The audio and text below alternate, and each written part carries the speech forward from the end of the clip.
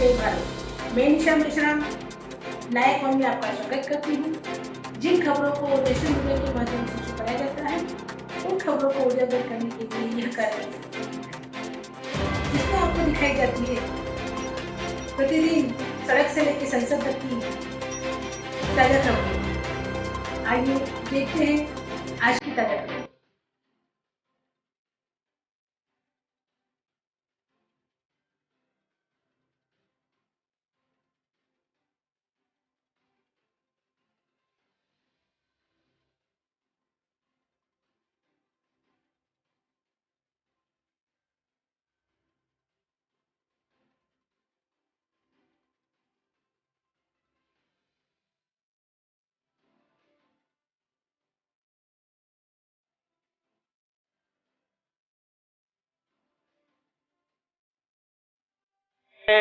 दलित आंदोलन के दूसरे विशेषज्ञ श्री एस के मंडल को आमंत्रित करता हूं कि वो अपना वक्तव्य संक्षेप में रखें।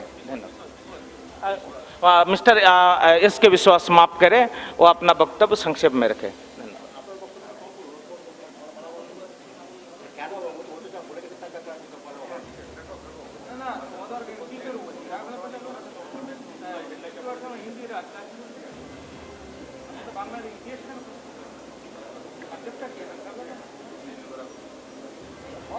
आज के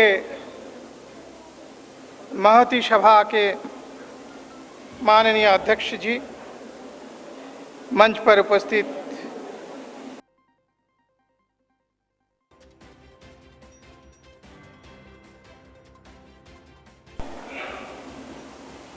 ये दोनों को इकट्ठा करके हम थोड़ा बहुत आप लोगों को सामने बात रखेंगे।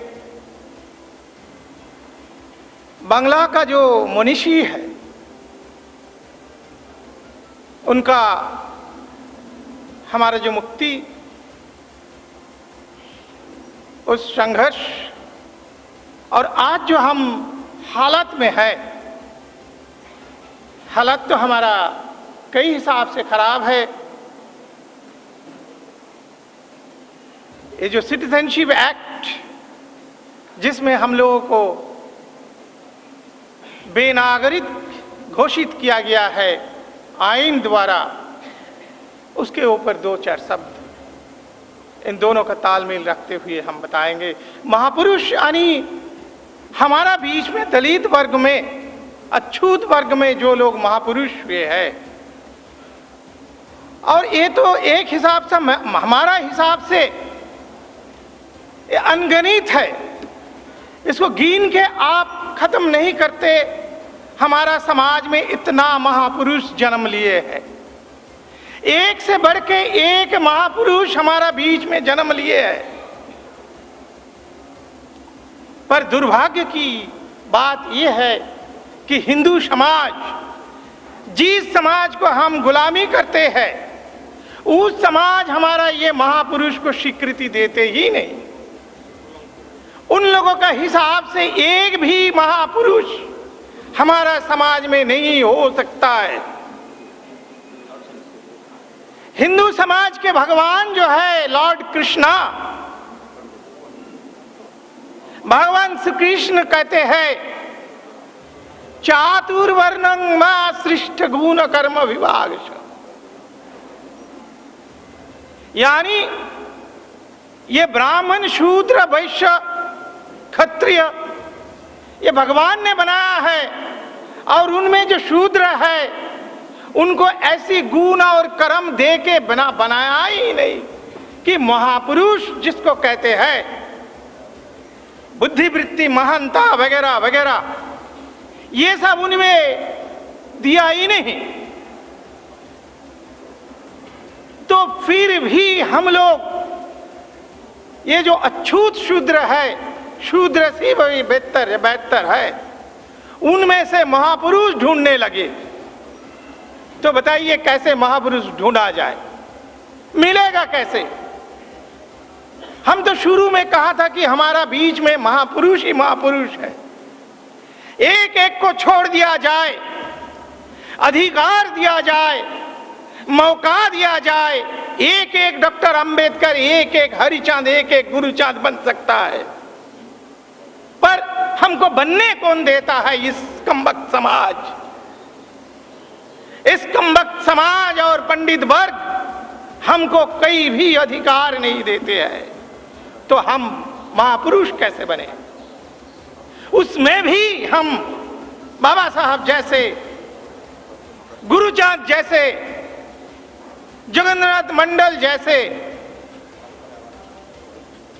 ये कन्हई बैठे हैं हमारा सामने, ये कन्हई विश्वास जैसे बड़े बड़े संघर्षशील, बड़े बड़े महान, बड़े बड़े विराट पुरुष खड़े हो भी गया, तो कन्हई को कौन महापुरुष कहने को तैयार है? कोई नहीं तैयार है। हमारा जितना ही महापुरुष है, चाहे वो वाल्मीकि कहिए, चाहे डॉक्टर अंबेडकर कहिए, किसी को भारत रत्न तो वो लोग कभी नहीं दिए, हमको ही आने पड़ा, हमको ही संघर्ष करने पड़ा ये कहने को कि बाबा साहब भारत रत्न थे। तो समझे ना, ये है हमारा हालत।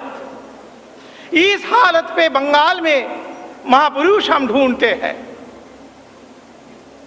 हमारा जान पहचान ये जो बामसेफ है, बामसेफ का शुरू करने वाला 4-5 महान महापुरुषों में से एक मान्यवर काशीराम जी, उन्होंने बंगला का महापुरुष ढूंढते ढूंढते एक दिन बोला कि चंडाल माँ, ये जो जितना नमशूद्र और पौध है सारे चंडाल है, बहुत पुराने कौम है चंडाल। भगवान गौतम बुद्ध ने कई बार चंडाल वंश में, चंडाल गांव में जन्म लिए थे। राजा प्रसेनजीत जो बुद्ध का शिष्य थे वो चंडाल थे। आप लोगों को पता है रामचंद्र जब वनवास जा रहे थे तो गुह चंडाल उसका जो नेक्स्ट जो राजा था उधर होके गंगा पार हुआ था। तो ये जो बहुत पुराने चंडाल थे जो राजा हुआ करते थे, जो सारे के सारे बौद्ध थे, ये चंडाल वंश आज भी चलता है। उस दिन हमारा दिल्ली वाले एक संघर्षशील जब सुना ये बात, बोले चंडाल तो उधर भी है, दिल्ली में भी होता है। बोले मैं तो सुना नहीं। बोले आप सुना नहीं, मेरा मम्मी का नाम चंडाल ही है। बताओ, ढूंढने को लिए ज्यादा दूर जाने को जरूरत नहीं पड़ी। वो बोला कि मेरा मम्मी का नाम चंडाल ही है। तो ये जो चंडाल वंश था बहुत विराट और बहुत वंश, ये चंडाल वंश का मान्यवर काशीराम बोल रहे थे, ये चंडाल मम्मी अब बाजा हो गई, इसका कोई संतान पैदा नहीं होता है। आज देखा ना कैसे वातावरण तैयार हो रहा था यहाँ। ये चंडाल वंश में कोई बेटा बेटी नहीं है। अरे होने से ऐसे लड़ाई नहीं करते, अपना बीच में हल्ला नहीं मचाते, आप तक भारत शासन करते। तो चंडाल जो मम्मी बाजा हो गई, वो बाजा कब से हुआ? उसका आखिरी संतान कौन था? दुर्भाग्य की बात है। और काशीराम का वो बात को सच बताता है कि उनका नाम इस हॉल में आज कोई भी नहीं लिया। जो चंडाल मम्मी के लास्ट जो संतान हुआ था उनका नाम संतोष कुमार मल्लिक। अब मेरा ख्याल कईयों को ये नाम याद आ रहा है कि संतोष कुमार मल्लिक नाम के कोई एक महान सुपूत चंडाल मम्मी को थे। और दुर्भाग्य कारण कोई नहीं सुना है तो और भी दुर्भाग्य की बात है। तो ये महापुरुष हमारा घर में निरंतर जन्म लेते ही रहते हैं और वो कुछ ना मिलते हुए भी, कुछ ना रहते हुए भी,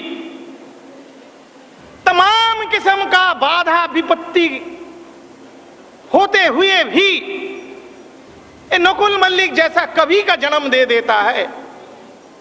विराट वैराग्य का तरह जैसे लेखक जन्म दे देता है, फिर भी देता है।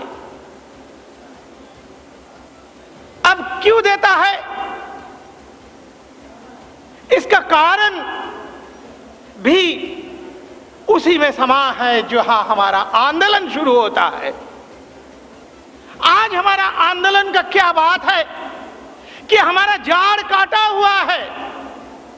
ये नकुल मल्लिक और डॉक्टर विराट वैराग्य, ये लोगों को इधर रहने वाला का नहीं हुआ था।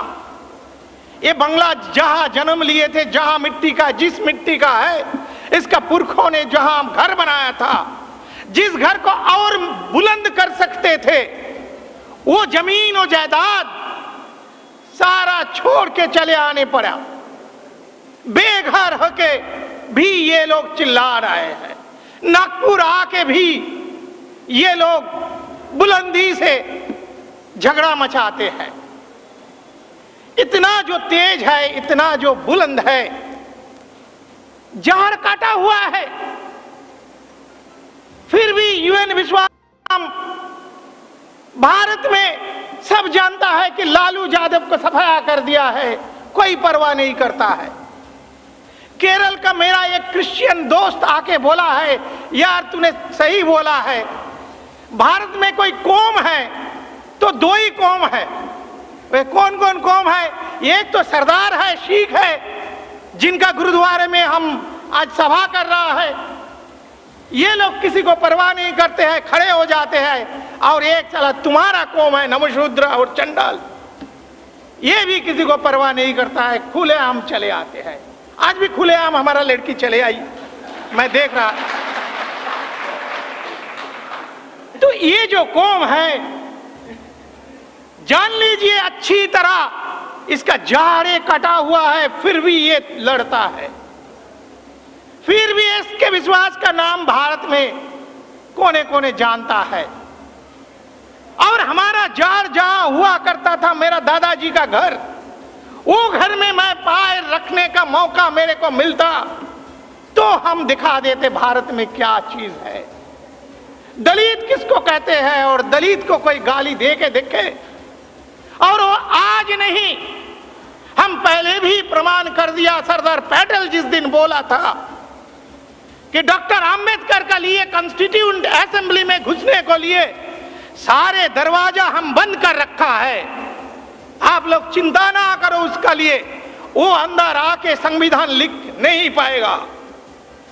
तो ये बंगला का चंडाल लोग ही बोला था, कोई चिंता नहीं है, हम यहां से आपको निकाल देंगे। और बाबा साहब जिनको छत्र छाया में, जिसको नाम लेके हम चलते हैं आज, वो बाबा साहब को महाराष्ट्र जन्म जरूर दिए थे, पर हम लोग बाबा साहब को बाबा साहब बनाया था। और ये जो इतिहास बनाया था, मतलब इसका मतलब क्या है? बंगला का एक दो नहीं, बंगला का हजारों संख्या में महापुरुष थे, महानारी थी, जो लोग बाबा साहब को बलबूतो दे के बाबा साहब को दोबारा पैदा करके बाबा साहब बनाया था।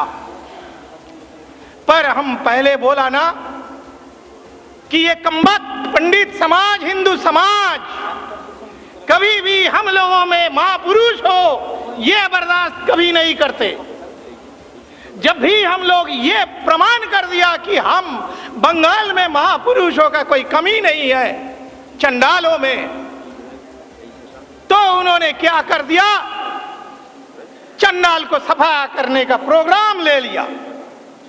चंडाल को सफाया कैसे किया जाए, चंडाल को कैसे काटा जाए, तोड़ा जाए, इसका पहली प्रबंध यह था कि इसको डिस्फ्रेंचाइज कर लो।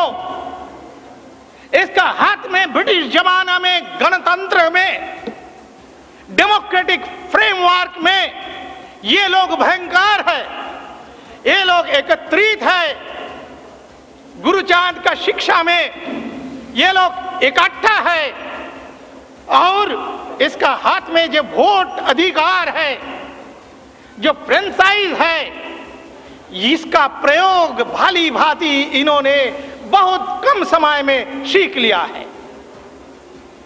और इसका जितना शंका है, आप लोगों को पता होगा, बंगाल ऐसा जगह था, गांव के गांव, डिस्ट्रिक्ट के डिस्ट्रिक्ट, सिर्फ हम ही लोग चंडाल ही चंडाल है। 10-20 एमपी को जिता के लाना, 3-4 कौम मिलके, जो अछूत कहा जाता था नॉर्थ बंगाल में राजवंशी, और मध्य जागा में चंडाल नमशूद्रा, और दक्षिण बंगाल में चंडाल पोत, जिसको आजकल पोंडो क्षत्रिय बोला जाता है, ये मिलके इतना बड़ा ताकत। और गुरुचांद ने सिखाया था पॉलिटिकल सगासिटी, कैसे पॉलिटिकल लड़ाई लड़ा जाए पंडित का विरोध में, मुसलमान का साथ लेके हम चले। तो वो चलते हुए हम जब बार बार ओपन लड़ाई में, मैदानी जंग में पंडितों को नस्त नबूद करने लगे। आप लोगों को पता होगा, भारत में से पहली अनटचेबल जो ग्रेजुएट हुआ था, वो बंगाल का अनटचेबल राजवंशी का ठाकुर पंचानन सरकार, जो पहली बार रिजर्वेशन में गवर्नमेंट नौकरी जो अनटचेबल का भारत में मिला था, वो गुरुचांद ठाकुर का बेटा शशिभूषण ठाकुर नेक्स्ट ईयर कुमुद बिहारी मल्लिक डेप्यूटी मजिस्ट्रेट बने 1908। सब लोगों को भ्रांत धारणा है कि बाबा साहब डॉक्टर आम्बेडकर ने रिजर्वेशन दिए थे, ये गलत है। Communal representation in the proportional representation of communities in government job act of 1906, government of Assam Bengal, this is first reservation act in government of India। और ये एक्ट, ये गुरुचांद ठाकुर जी का फोटो लगा हुआ है यहाँ, 1906। उससे पहले सिर्फ शाहू महाराज अपना स्टेट में रिजर्वेशन लागू किए थे 1902 साल में, वो भी उनका सिर्फ स्टेट में, गवर्नमेंट नहीं, राजा। और बैकवर्ड लोगों का लिए, अछूत का लिए नहीं, अछूत का लिए पहली reservation 1906, government of Assam Bengal.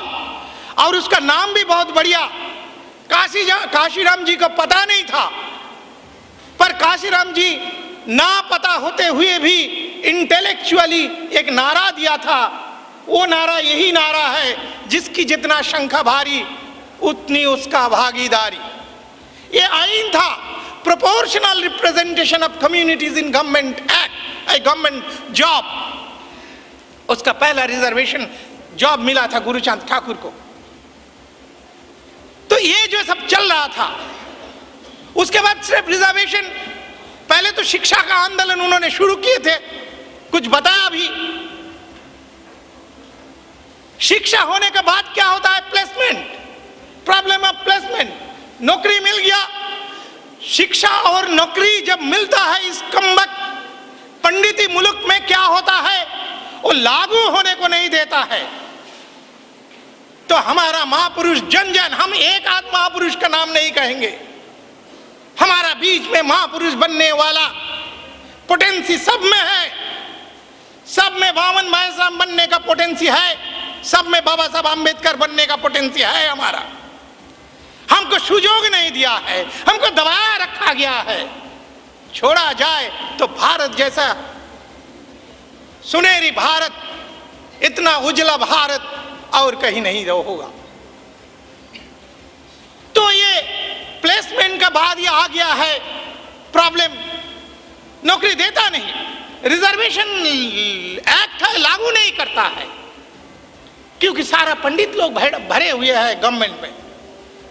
British government भी नहीं इंप्लीमेंट कर पा रहा है। तो डिमांड आ गया पॉलिटिकल रिजर्वेशन का कि हमें कानून बनाने को लिए मौका दिया जाए।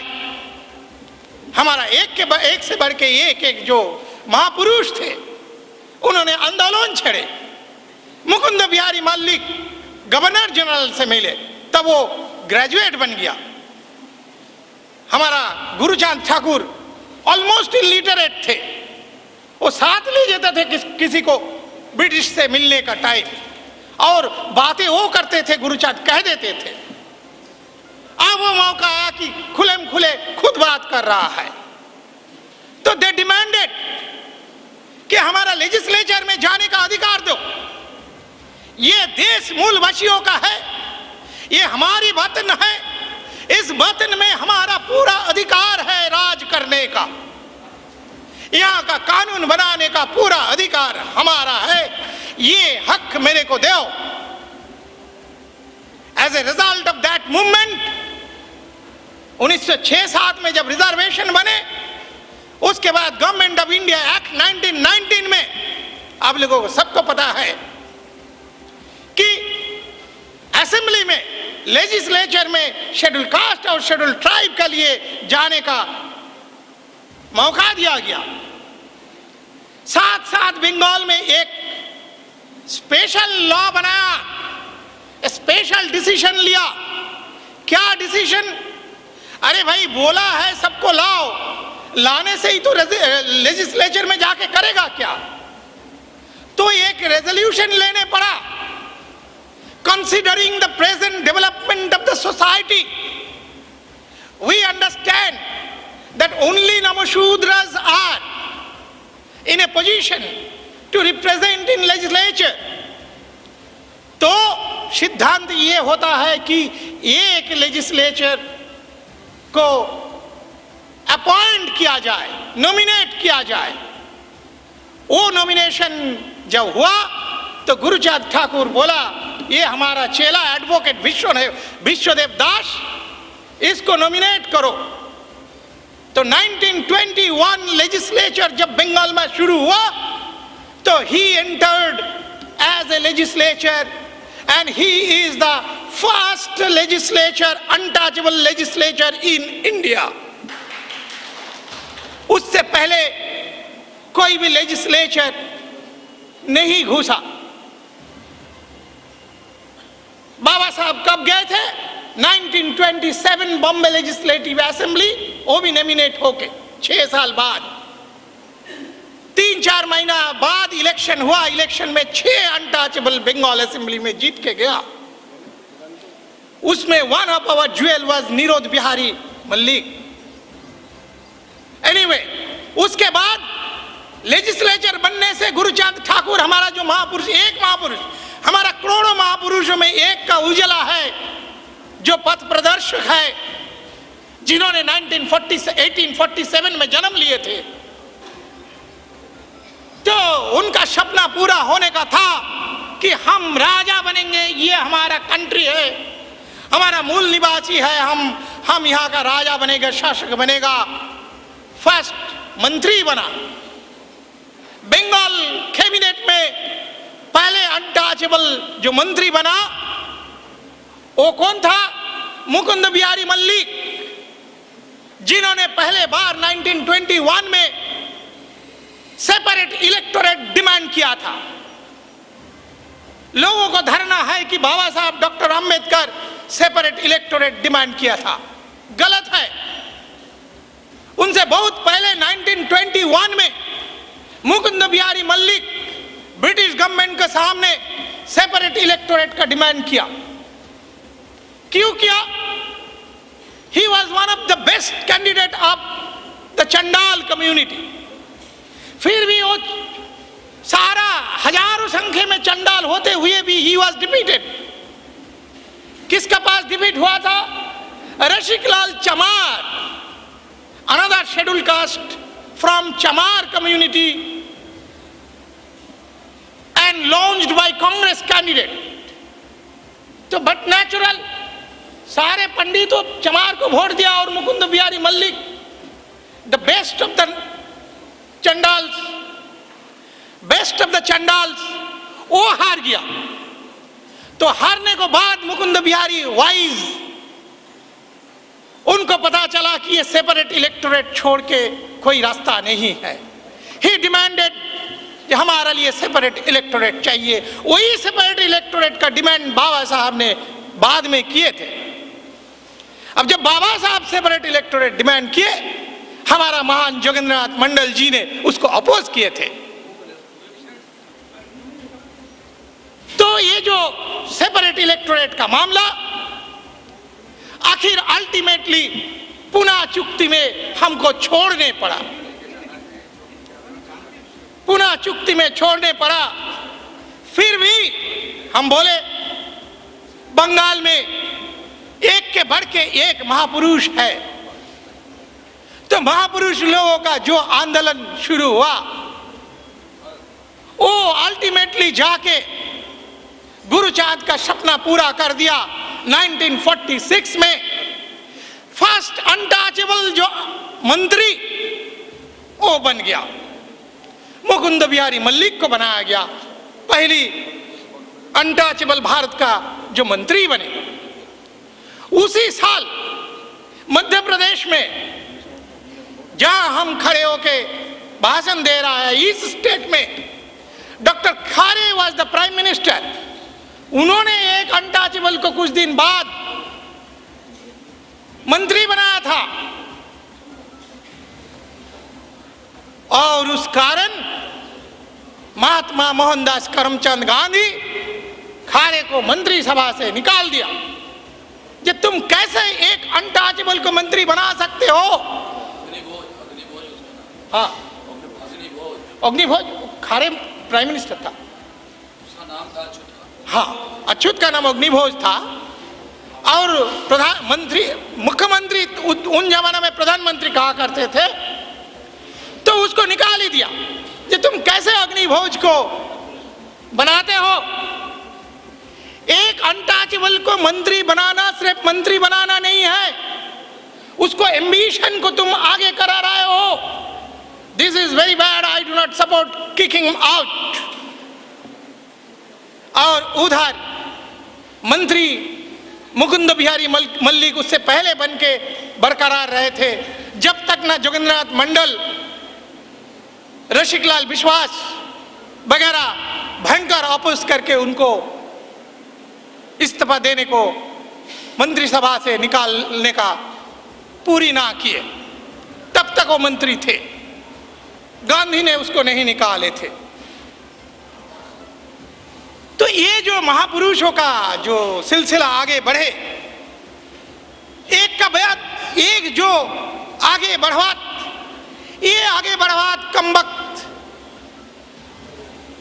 ब्राह्मण समाज सह नहीं पाया। तो क्या किया? इसको खत्म करो, इसको हड्डी तोड़ो। कैसे तोड़ा जाए? इसको जो भोटाधिकार है इसको छीनो। कैसे छीना जाए? ये तो बहुत लट लेके लड़ने को आते, बहुत एकत्रित है। तो क्या किया जाए? एकमात्र रास्ता है, इसको परमानेंट तोड़ दो, इसको कंट्री से अलग कर दो। खिचखिचाई नहीं रहेगा, ना रहेगा बांस, ना रहेगा बसोरी, और बसोरी कभी बजने को नहीं आएगा। Disenfranchisement, this is called disenfranchisement. जितना करोड़ बांग्लादेश में मुसलमान और दलित लोग मिलके ये सता रहे हैं पंडित को। सुबह महेश राम जी कहा है हम लोगों को सता रहे हैं सिटीजनशिप लेके। अरे उससे पहले हम लोग उसको सताया। हमको क्यों सताने को आए हैं? आज हम क्यों भुगत रहे हैं? क्योंकि हम लोग इतना महापुरुष है कि हम लोग उनको बहुत सताया, तो उनको इतना तकलीफ पहुंचाया कि उन्होंने देखा है कि इतना बड़ा कठोर और कठिन सिद्धांत ले लिया कि भारत को तोड़ो, मातृभूमि क्यों ना तोड़ने पड़े। ब्राह्मण राज को बचाने को लिए, इन लोगों का भोटाधिकार से वंचित करने को लिए देश भी मंजूर है। इसीलिए जो गांधी पहले मान ही नहीं रहा था, बाद में बड़े आराम से मान गए। जिन्ना पटेल सब मान गए। जहां तोड़ दो, जो नेचुरली यूनाइटेड कंट्री, लैंग्वेज एक है, लोग एक है, कास्ट एक है, रेस एक है, फिर भी इस कंट्री को तोड़ दो। पॉलिटिकली भी बंगाल रुइंड हो गया। पूरा बंगाल इकट्ठा होते तो आज यूपी का प्रधानमंत्री नहीं बनते, सदा बंगाल का बनते, क्योंकि 150 एमपी बनता। फिर भी वो लोग पार्टीशन मंजूर कर लिया, क्योंकि पार्टीशन ना करके आज जो ज्योति बासु और सिद्धार्थ शंकर राय और वगैरह वगैरह का मुख्यमंत्री, तो ये तो मंत्री एमएलए एमपी भी नहीं बन पाते। जो हालत था,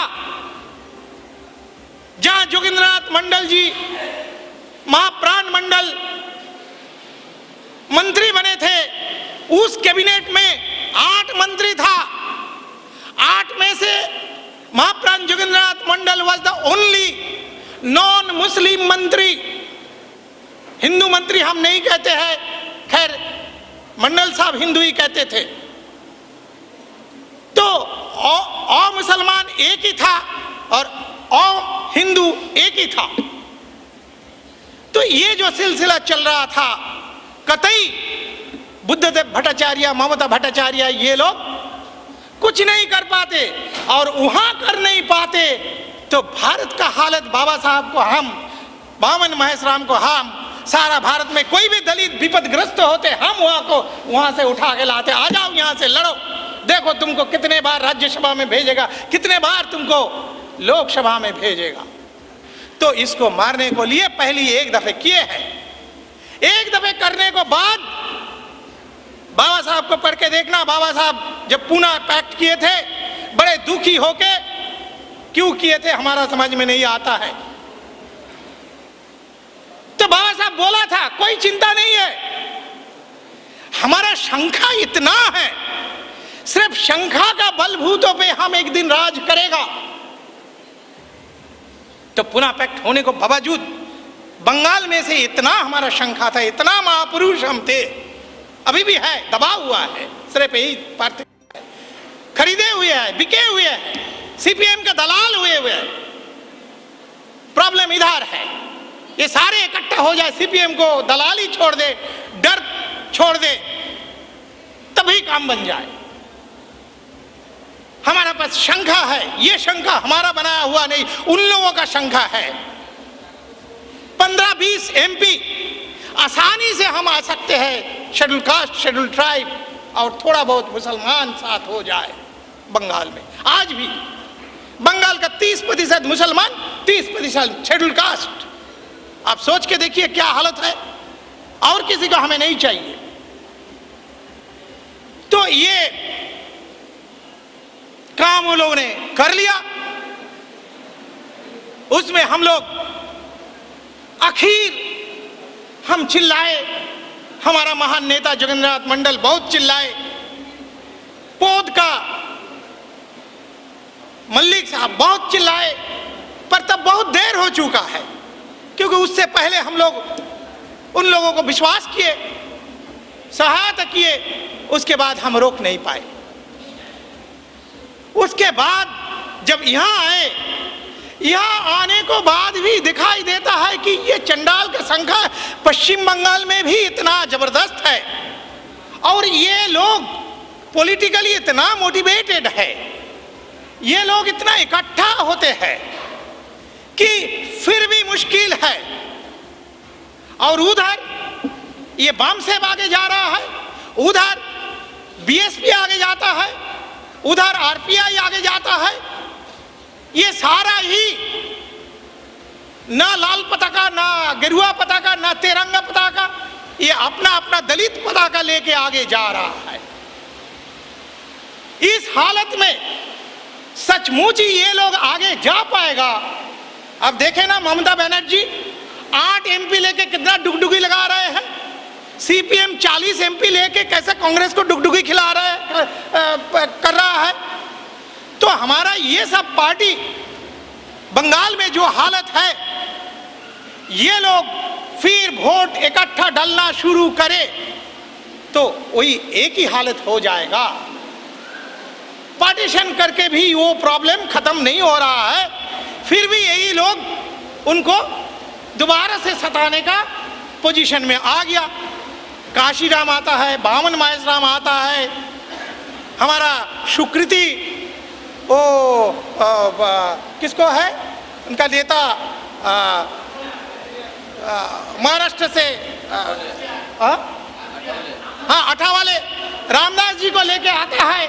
ये सब मुखरा देख के सब घबराता है, तो इसको फिर डिसइंफ्रेंचाइज करने का जरूरत पड़ गया। तो अब दोबारा क्या तोड़ा जाए कंट्री को? कितने बार तोड़ेगा, कितने बार करेगा? गड़बड़ है।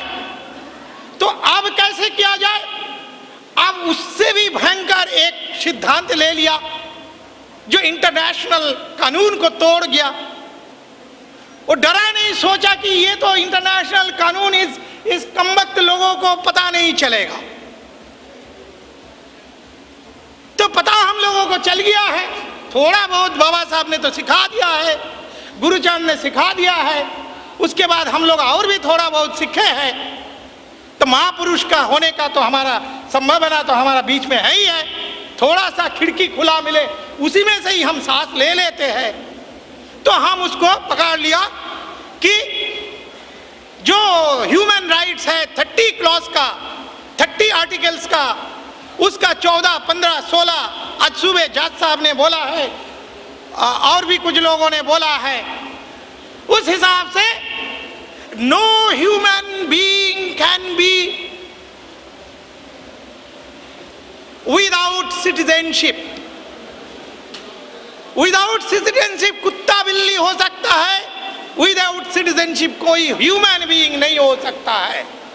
और वो एक्ट ह्यूमन राइट्स वो 1976 से सारा दुनिया में लागू है, भारत में भी बहुत अच्छी तरह लागू है, क्योंकि भारत उस ह्यूमन राइट्स लागू करने को लिए 1956 में रेटिफाई किए थे।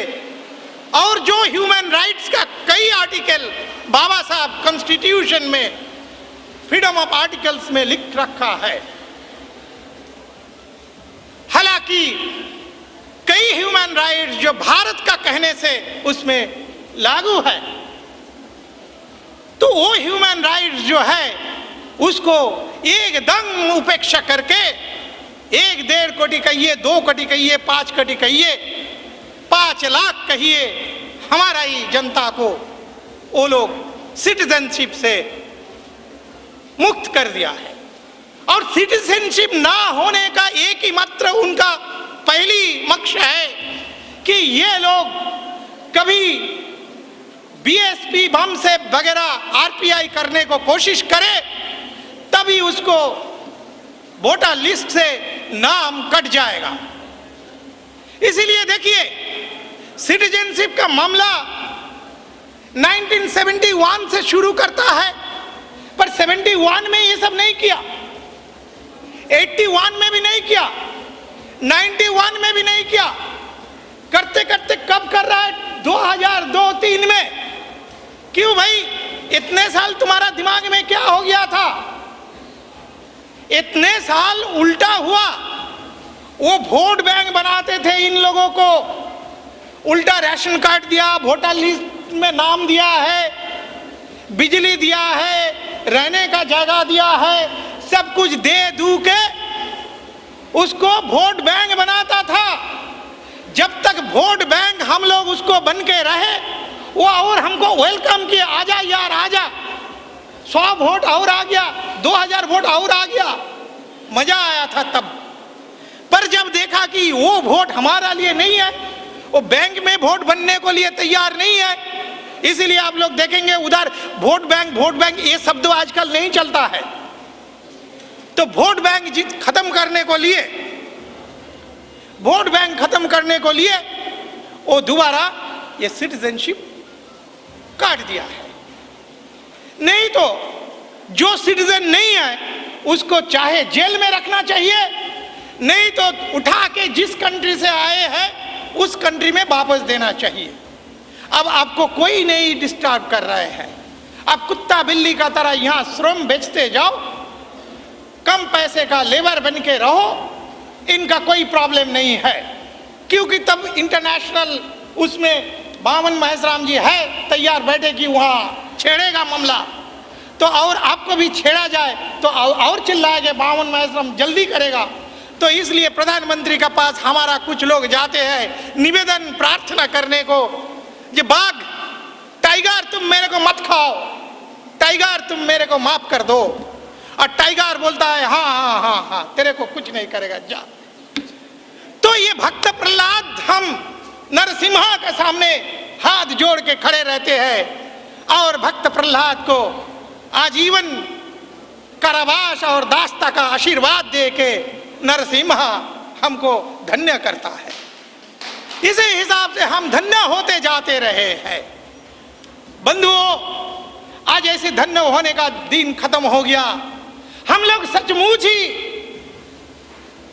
महापुरुष को याद करते हैं और हम लोग सचमुच ही महापुरुष का वंश हो, उनका कुछ भी हमारा बीच में है तो आइए प्रतिज्ञा करें, जो लोग हमें मार रहा है उसको हम पलटा मार मारेगा, जो लोग हमारा छीनने का कोशिश करता है उसको गदी छीन लेंगे हम, क्योंकि ये धरती हमारी है, ये वतन हमारा है। ये भारत डेमोक्रेटिक रिपब्लिक है। रिपब्लिक का मतलब क्या है? Country of the people. ये कोई टाटा बिरला का नहीं है, कोई विशेष फैमिली का नहीं है, चाहे वो कांग्रेस फैमिली हो, चाहे वो क्या फैमिली बोलता है बीजेपी वाला, संघ परिवार हो, कोई परिवार का नहीं है। ये कोई रिलायंस परिवार का और टाटा बिरला परिवार का नहीं है, ये कोई पॉलिटिकल पार्टी का कंट्री नहीं है। We the people of India having solemnly constitute India into a democratic republic।